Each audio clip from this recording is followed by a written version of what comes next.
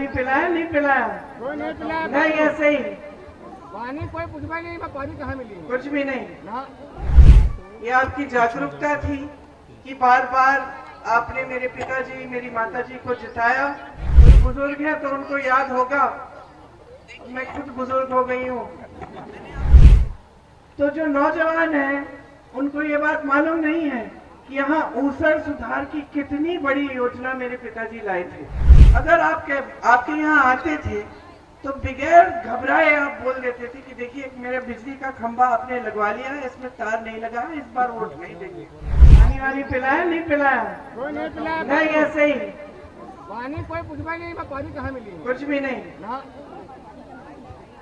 चलिए फिर मैं आपको ज्यादा कष्ट नहीं दूंगी, जल्दी जल्दी कुछ बातें करूंगी। कुछ देश के बारे में बातें हैं और कुछ अमेठी क्षेत्र के बारे में।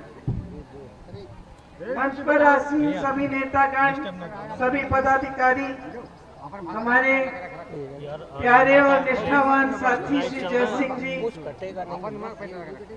श्री किशोरीलाल शर्मा जी, जिन्होंने 40 सालों के लिए यहाँ अमेठी और रायबरेली क्षेत्र में आपकी सेवा की, सबका इस सभा में बहुत बहुत स्वागत है।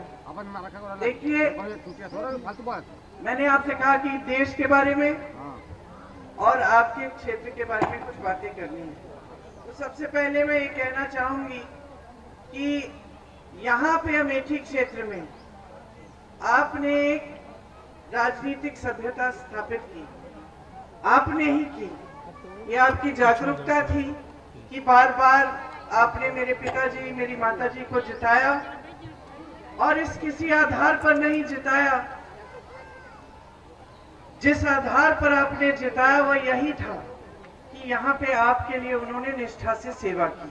आपने देखा कि पिताजी के कार्यकाल में अमेठी कितना बदला। मैं जब बच्ची थी यहाँ आती थी तो मुझे ऊसर जमीन दिखती थी, सारे खेत सफेद होते थे। कोई बुजुर्ग है तो उनको याद होगा, मैं खुद बुजुर्ग हो गई हूँ। 10 साल की थी तब पहली बार आई थी। तो मैंने जब सफेद जमीन देखी तो मैंने पिताजी से पूछा कि ये जमीन सफेद क्यों है, मैंने तो कभी देखी नहीं थी ऐसी। तो वो कहने लगे कि इसमें नमक बहुत होती है, ये उपजाऊ जमीन नहीं है, इसमें कुछ उगता नहीं है। वो तब की स्थिति थी। और आज जहां जहां जाएं आपको अमेठी में हरियाली दिखती है। तो जो नौजवान हैं उनको ये बात मालूम नहीं है कि यहाँ ऊसर सुधार की कितनी बड़ी योजना मेरे पिताजी लाए थे। बहुत बड़ी बहुत बड़ी दो योजनाएं लाए थे, एक ऊसर सुधार के लिए और एक सिंचाई के लिए।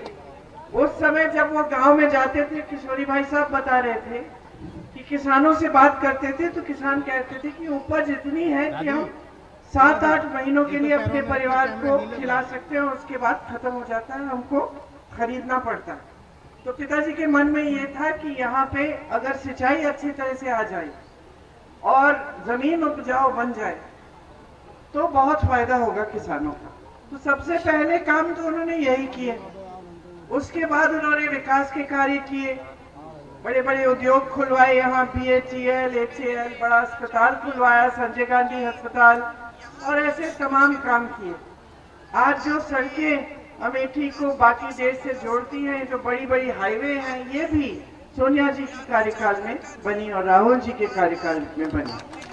तो यहाँ पे जितना विकास हुआ, आपने देखा कि अगर निष्ठा से कोई काम करता है, नियत सही होती है तो नीति भी सही होती है, विकास अच्छी तरह से होता है। और आपने यहाँ स्थापना की थी इस राजनीति की कि यहाँ बड़े से बड़े पद पर आसीन देश के प्रधानमंत्री आ सकते थे।